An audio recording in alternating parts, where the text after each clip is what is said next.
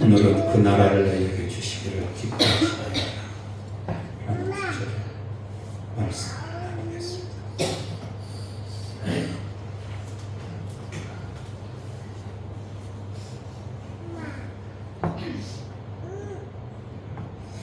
요한복음은 우리가 3월달에 시작해서 한 달이 지나고 이번 주간에는 하반기로 넘어갑니다. 그래서 오늘은 하반기의 내용, 거기에 마지막 종직과 예수님이 제자들을 부르시고 난 다음에 제자들을 교육한 내용이 하반절 시작하는 10장, 11장, 12장 들어있습니다. 우리가 누가복음을 보자면 누가복음은 이방 교인들한테 쓴 글이죠.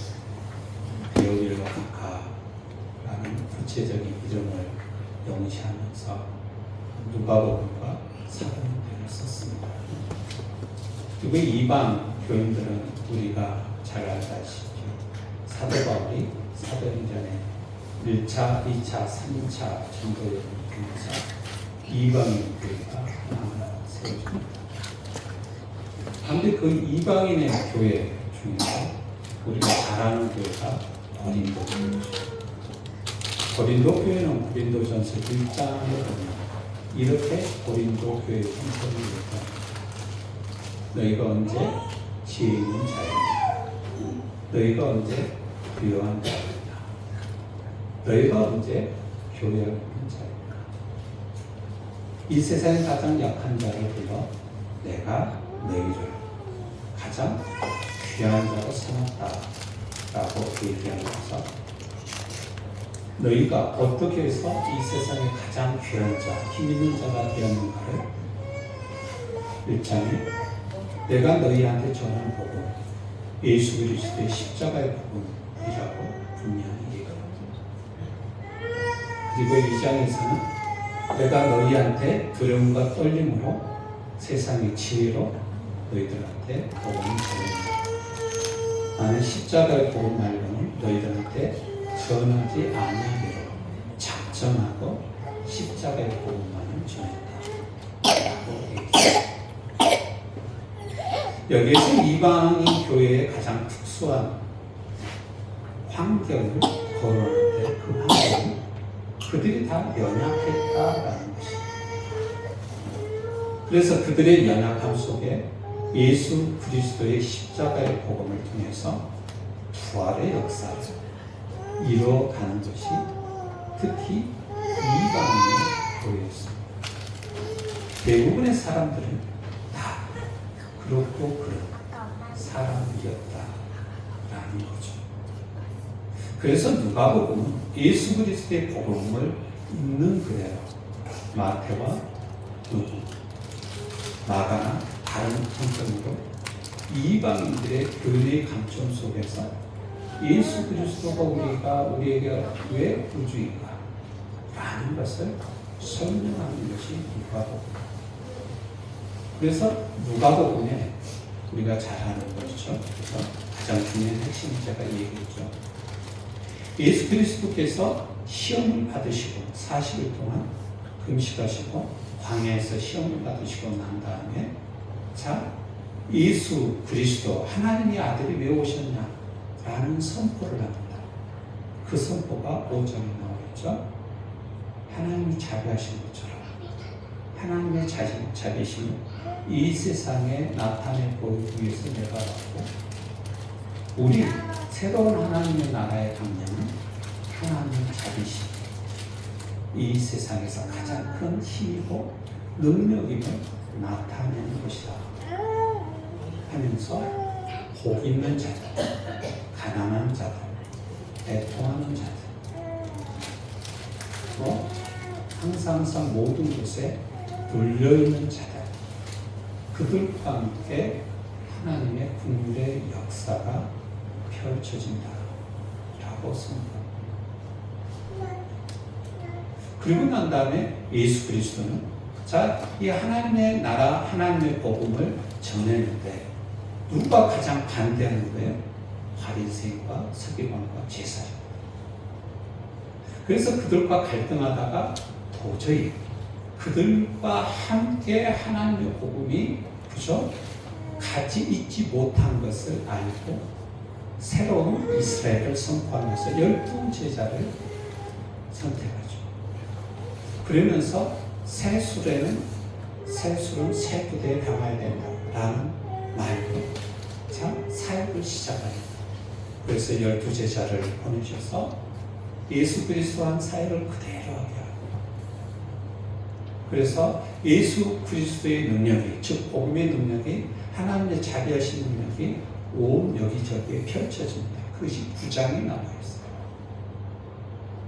그러면서 이 9장에서 자, 하나님의 아들 예수 그리스도가 이 세상에 진짜 하나님의 자비하심으로 우리 가운데 있다라는 것을 베드로가 고백합니다. 베드로. 그리고 난 다음에 변화산 기적을 통해서 예수 그리스도가 진짜 하나님의 아들이다라는 것을 모세와 엘리야를 통해서 보여줘요. 그리고 난 다음에 9장에서 혼자 예수님이 바리새인과 서기관들이 자기를 죽일까 알고 예루살렘 행을 떠납니다. 그것이 9장 마지막에 있죠. 그죠? 네. 그러면서 이제 10장에서부터 예루살렘으로 가면서 새 이스라엘을 선포했잖아요, 예수님이. 그래서 새 이스라엘을 선포해서 그 12제자뿐만 아니라 70명의 제자들을, 그죠? 우리가 만든 하나님의 나라의 가치관을 5장, 6장, 7장, 8장에 얘기했는데 그것을 이제 이루기 위해서 우리는 어떤 삶을 살아야 되나 하는 삶의 문제를 제기합니다. 그것이 오늘 1장에서 얘기하는 겁니다. 예수께서 먼저 제자들에게 말씀하여 이르시되 바리새인들의 누룩꽃 외식을 주의하라 라는 것으로 10장, 11장, 12장 예수님의 제자도가 3장에 걸쳐서 연결이 됩니다. 거기서 가장 중요한 것은 그거죠. 새 이스라엘을 선포했던 가장 중요한 이유는 이 바리새인들이 하나님의 복음, 하나님의 말씀, 하나님의 자비하심에서 떠났기 때문에 하나님의 자비하심을 하나하나 이 세상에 보여주러 오셨던 예수 그리스도, 그 가르침을 따르는 제자들을 모았고 그들을 통해서 하나님이 원하는 새 이스라엘을 만들기 원하십니다. 그래서 자, 오늘은 12장의 주제는 하나님의 제자들, 특히 바리새인들은 왜 하나님의 자비하심을 가질 수 없었나? 그것은 우리가 8장에서 얘기했죠. 왜 연약한 자들의 삶에 공감하지 못했나? 라는 것을 12장에서 분명히 얘기합니다. 이것을 그래서 예수님께서는 바리새인들의 누룩, 즉 외식이라고 규정하는데 그 외식이 왜 드러나는지에 대해서 하나하나 얘기를 합니다. 그 외식이 드러나는 가장 큰 이유는 4절에 얘기합니다. 내가 내 친구에게 말하노니 몸을 죽이고 그 후에는 능히 더 못하는 자가 두려워하지 말라. 두려움이다 라고 얘기합니다. 그러니까 제자들한테 예수님은 두려워하지 말라. 자, 바리새인들의 외식을 주의하라, 누룩을 주의하라 했는데 바리새인들의 외식의 가장 동기는 두려움이다 라고 얘기를 해요. 그 두려움이 뭐예요? 몸을 죽이고 그 후에는 능히 더 못하는 자들을 두려워하지 마요. 우리의 몸은 죽일 수 있어요. 그러나 죽이고 난 다음에 못한다.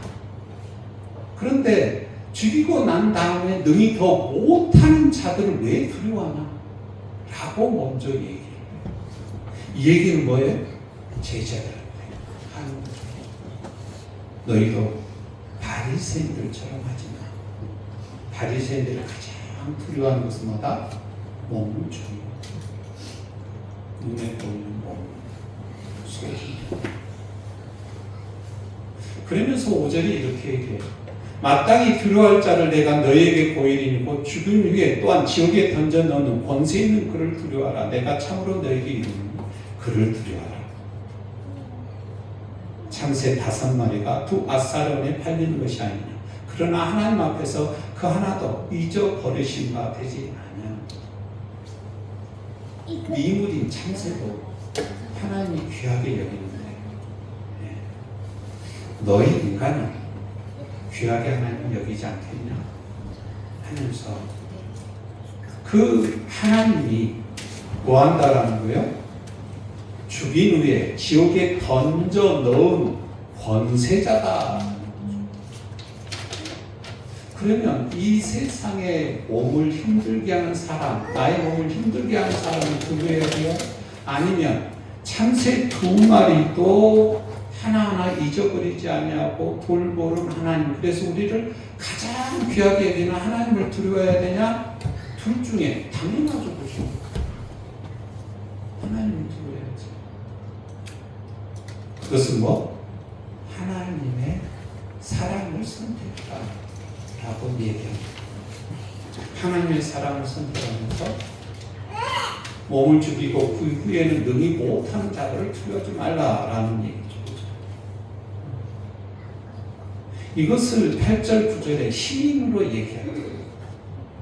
누구든지 사람 앞에서 나를 시인하니 인자도 하나님의 사자들 앞에서 그를 시인할 것이다.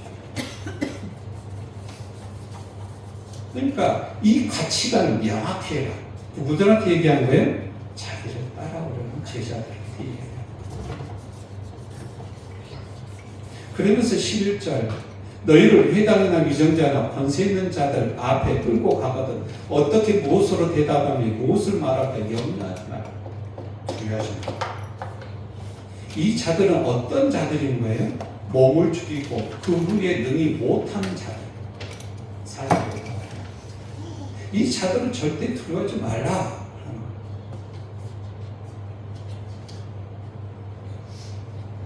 바리새인들이 현재 그러고 있죠. 제자를 핍박하고 예수를 잡아 죽이고 그러죠. 왜 그런 거예요? 3절 이러므로 너희가 어두운 데서 말한 모든 것이 광명한 데서 들리고 너희가 골방에서 귀되고 말한 것이 지붕 위에서 전하고 자기들이 창피하는 거. 빛은 드러나게 말해주죠. 공감하는 자의 삶은 사람들한테 칭찬받기 마련입니다. 8절에서 나와 있는 주제죠. 하나님의 자비하심이 우리를 뭘로 이끈다? 예수 그리스도의 삶으로 이끄는데 그 예수 그리스도의 삶은 어떤 삶이다? 공감의 삶이다 라고 얘기하죠. 8장 얘기하잖아요. 이방인도 예수님은 곧 있습니다. 왜요? 이방인의 자비심입니다. 종을 사랑하는 마음입니다.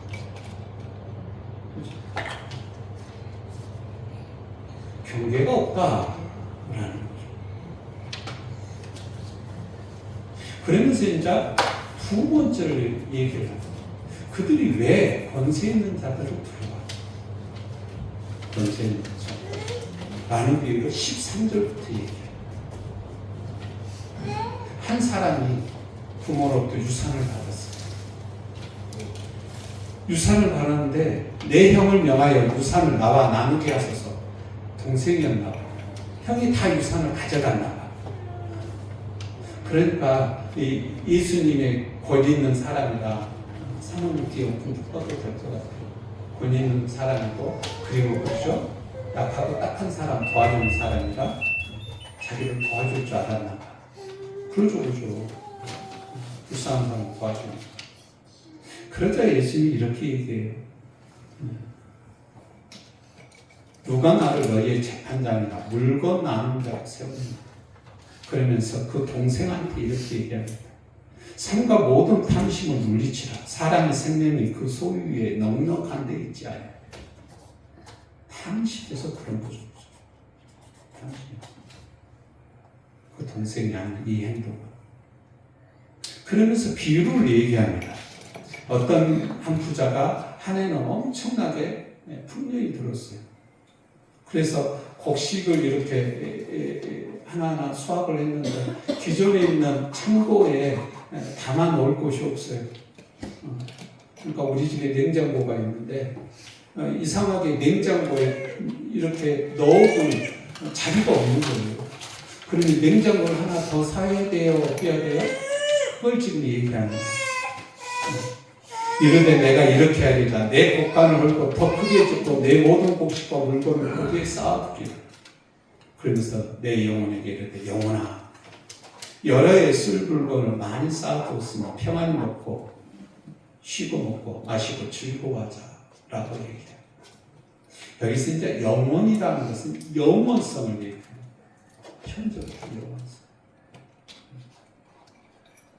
그러자 예수님께서 야 하나님이 이렇게 얘기하는데 그 어리석은 자한테 영혼을 찾아가면서 네가 준비한 것이 너의 영혼성을 담보하는 거야. 이렇게 얘기합니다. 그러면서 이와 비슷한 얘기를 하죠. 너희 목숨을 위하여 무엇을 먹을까? 몸을 위하여 무엇을 입을까? 염려하지 말아야 라고 얘기합니다. 이 부자가 끊임없이 탐욕을 부리는 것은 뭐 때문이다라는 거예요?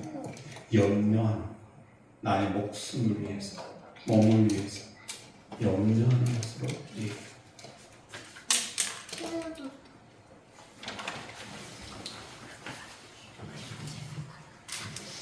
바리새인들의 눈은 외식을 주의하라고 얘기했어요. 그렇죠? 그러면서 염려하지 말라고 합니다.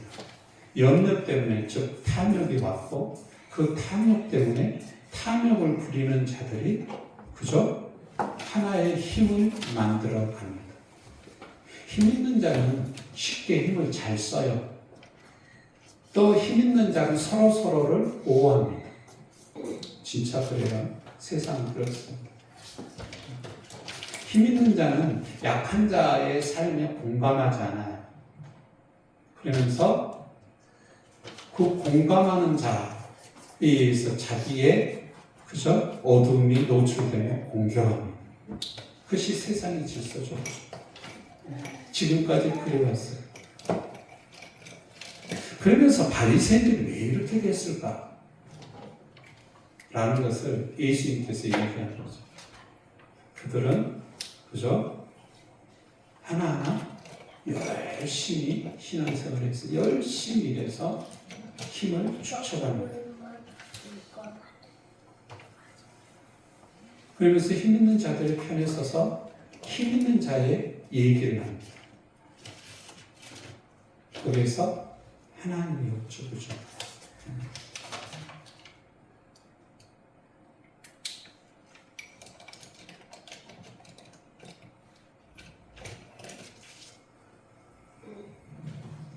그러면서 예수님께서 얘기를 합니다. 까마귀를 생각하라. 심지도 아니하고 거두지도 아니하며 골방도 없고 창고도 없을 때 하나님이 기르시는 너희는 새보다 얼마나 귀하냐. 너희 중에 누가 염려함으로 그 길을 한 자라도 더할 수 있느냐 라고 얘기합니다. 잠을 잘 때 내일의 염려를 해요. 사람들은 다 그럽니다. 그런데 염려한다고 해서 되냐? 이런 거죠. 백합학을 봐라. 이렇게 얘기해요. 꽃 하나의 아름다움도 솔로몬이 갖지 못했잖아요. 그러면서 내일 아궁이에 던져지는 들풀도 하나님이 이렇게 입으시게는 하물며 너희일까 보냐. 믿음이 적은 자들아. 그래서 너희는 무엇을 마실까? 무엇을 먹을까? 구하지 말며 근심하지도 말라. 중요하게 그 다음에 예수님이 이렇게 얘기합니다. 너희 아버지께서는 이런 것들이 너희에게 있어야 할 것을 안다. 있어야 할 것을 안다. 있어야. 하나님께서 창세기 1장, 2장 이 세상에 인간을 만들고 난 다음에 뭘 했어요? 그죠? 생육하고 번성하고 복을 주십니다. 그 복의 첫 번째는 뭐야? 안식일을 만들었어요. 끊임없이 노동하는 인간들한테 안식일에 쉬어라. 쉬면 내가 나한테 복을 줄 거야. 안식하면 사람은 어떻게 되는지 알아요? 열심히 일하다 안식하면서 그래 내가 왜 이렇게 열심히 됐지? 생각하게 돼요. 자연스럽게. 그러면서 삶의 의미를 갖게 되죠. 내가 왜 살지? 묻게 되죠. 그렇죠? 그리고 하나님의 유로의 말씀을 통해서 그 안식의 영역이 넓어집니다. 그러면서 그 안식하면서 하나님께서 그의 나라와 그의 의를 구하라. 그리하면 이런 것들, 너희가 염려한 것들을 내가 줄 거다. 라고 얘기하면서 이렇게 얘기해요. 무서워 말라. 너희 아버지께서 그 나라를 너희에게 주시기를 기뻐하시니라. 무서워 말라. 바리새인들은 무서워하죠. 그렇죠? 서기관들은 무서워하죠. 탐욕을 부린 자들은 왜 탐욕을 부릴까? 무서워하기 때문에 그런 거다. 제발 무서워하지 말아라. 너희 아버지께서는 그 나라를, 하나님의 나라를 너희에게 주시기를 기뻐한다. 그래서 내가 왔다라는 거죠. 하나님이 자비하신 것처럼 나도 자비한다. 그러니 너희도 자비해라. 라고 예수님이 얘기하시죠. 그죠? 그래서 그 예수님의 삶의 방법이 사랑이었고 공감의 삶이었죠. 그죠? 그러면서 그 공간의 삶을 끊임없이 반대하고 비판하고 그걸 통해서 나오는 빛의 영향을 차단하기 위해서 그죠? 예수님과 척지면서 예수님을 죽이려고 했던 사람들이 이 바리새인들이에요. 이 바리새인들의 누룩과 외식을 주의하라라고 12장에서 그래서 얘기하는 거죠. 그죠?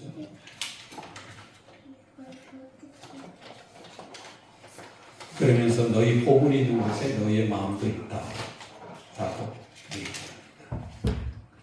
그런데 중요한 것은 이 공감하기 위해서 내일 일을 염려하지 아니하는 것.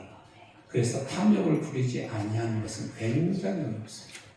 그렇죠? 저도 끊임없이 그것과 싸워요. 그래서 예수님께서 이런 얘기를 해요. 무슨 얘기를 하냐면 49절 내가 불을 땅에 던지러 왔노니 이 불이 이미 붙었으면 내가 무엇을 원하냐. 이미 이것을 붙었으면 내가 뭐 그렇게 크게 기대를 하겠는데 나는 기대하지 않는다. 나는 받을 세례가 있으니 이것을 이루어지기까지 나의 답답함이 어떡하겠느냐. 여기 세례는 예수 그리스도의 죽음의 길입니다. 십자가의 길이죠. 그렇죠? 그래서 그것이 진리이다, 생명이다 라는 것을 드러내기 위한 거죠. 나의 받을 세례, 지금 예수님 제자들한테 구장해서 예루살렘으로 올라가면서 제자들을 얘기하려고 그랬다고 그랬죠. 그죠? 예루살렘으로 올라가는 길, 십자가를 지는 길.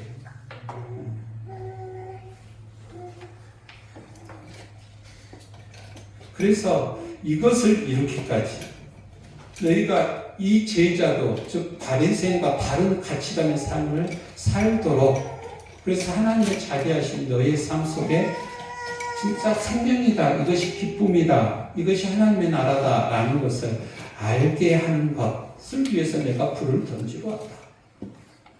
그런데 이것은 쉬운 것이 아니다. 그러면서 51절에 이렇게 합니다. 내가 세상에 화평을 주러 온 줄 아느냐? 내가 너에게 이름이 아니다. 도리어 분쟁하게 하며 이부터 한 집에 5사람이 있어 분쟁하되 셋이 둘과 둘이 셋발이니 하면서 아버지가 아들이 아버지, 어머니가 딸과 딸이 어머니, 시어머니가 며느리가, 며느리가 시어머니가 분쟁하고 라고 얘기합니다. 이 분쟁은요, 뭐에 대한 분쟁이에요? 그죠? 청지기의 삶을 살아가는 데 있어서 분쟁을 여기서 얘기합니다.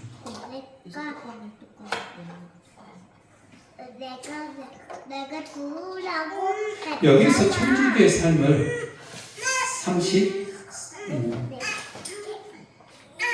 35절부터 하나하나 얘기하죠. 그죠? 여기서 청지기는 주인의 말을 잘 순종하는 사람입니다. 그런데 그 주인의 말을 순종하는 사람에 대해서 42절에 이렇게 얘기합니다. 주께서 이르시되 지혜있고 진실한 청지기가 되어 주인에게 그 집 종들을 맡아 때를 따라 양식을 나눠줄 자가 누구냐. 자, 하나님이 누구한테 양식을 줘요? 그런데 그 양식을 맡으라고 얘기합니다. 그러면서 그 종들은 하나님께 주신 그 양식을 때에 따라 나눠줄 자가 누구냐라고 얘기합니다. 그런데 그것을 하는 종을 보면 얼마나 주인이 기뻐하겠냐라고 얘기해요. 그러면서 44절 내가 참으로 너에게 이르니 주인이 그 모든 소를 그에게 맡기리라 라고 얘기를 하죠. 그렇죠? 여기서 청지기의 삶은 뭘 얘기하는 거예요? 그러니까 예수님께서 불을 던지러 왔다 탐욕을 부리지 아니하는 것을 얘기하는 거고, 내일 내가 무엇을 먹을까 마실까 염려하지 아니하는 것 속에서 하나님께서 주신 것을 나누는 것을 얘기를 합니다.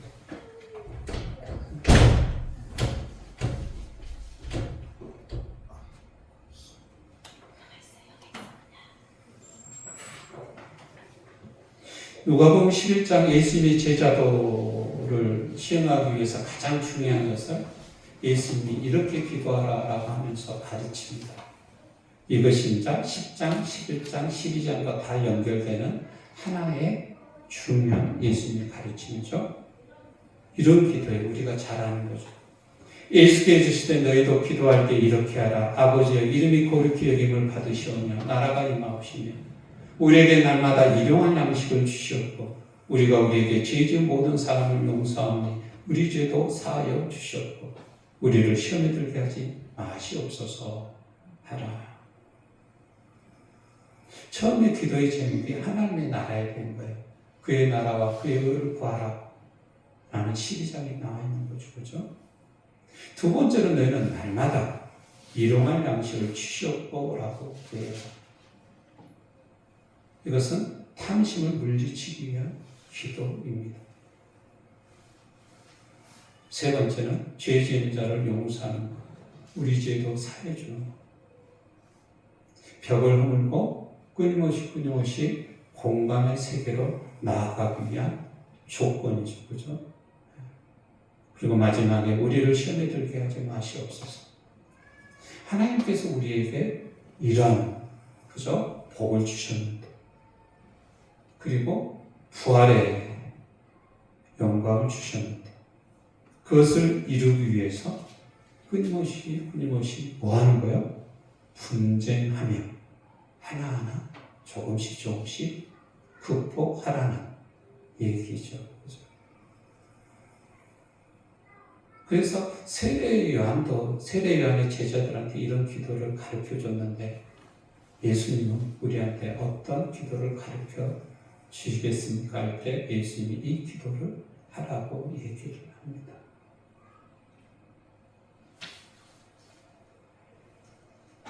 예수님이 이 세상에 불을 던지러 왔어요.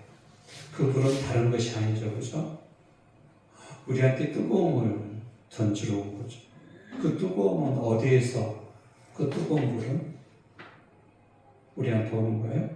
방금 기도할 때, 갈등할 때 기도하면서 그 불, 예수님의 그죠? 간절한 애원, 그리고 그 불을 지프기 위해서 십자가를 지고 부활로 우리들한테 다가오면서 그 불을 우리들의 가슴 속에 하나하나 불태우라고 합니다. 이것이 에너지, 그 힘이죠. 그죠? 이 에너지로 우리는 뭐 하는 거죠? 하나님의 나라를 조금씩 조금씩 이루어 간다고 얘기를 합니다. 그러면서 마지막에 54절 구름이 서쪽에 있는 것을 보면 말하기를 소나기가 오리라. 남풍이 이끄는 것을 말하면 더우리라. 외식하는 자여, 바리새인들 얘기하죠. 아직도 탐욕에 있는 자들 얘기하죠.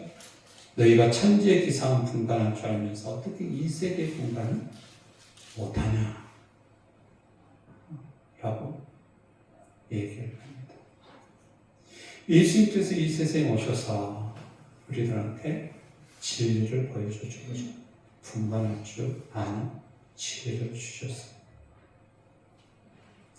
내일 염려하지 아니하는 영혼의 삶이 어떻게 만들어지는지도 가르쳐 주셨죠. 그죠? 그 영혼으로 이어지는 삶이 하나님의 자비심이 드러나는 나한테 기쁨이 되고 복이 되는 삶임을 또한 가르쳐 줍니다. 그래서 이 부활의 날 주님께서는 아직도 우리들한테 뭘 주러 오셨어요? 그저 불을 주러 오십니다. 기도하면서 부활의 영광이 우리들의 가정 안에서 우리들의 주변 사람들에서 어떻게 펼쳐지는지 이 부활절 더욱더 하나님의 자비심이 저희의 가슴 속에 차고 넘치기를 간절히 축원합니다. 다 같이 기도합니다. 사랑의 주님, 은혜의 주님, 하나님의 살아계심을 하나님의 은혜의 신이 오늘도 저희들 고백하오니 저희를 축복하여 주시옵소서. 하늘의 복을 조금씩 나누는 인생 되게 하여 주시옵소서. 그러기 위해서 무서워하지 말게 하여 주시고 두려워하지 말게 하여 주시옵소서. 주님의 가른 기도를 매 순간순간 하면서 힘을 얻게 하여 주시옵소서. 부활의 영광이 나의 인생 속에 저의 가정 속에 차고 넘치게 하여 주시옵소서. 이것이 은혜와 은총의 풍성한 기름을 입고 고백하며 축복하여 주시옵소서. 예수 그리스도 이름으로 기도드립니다. 아멘.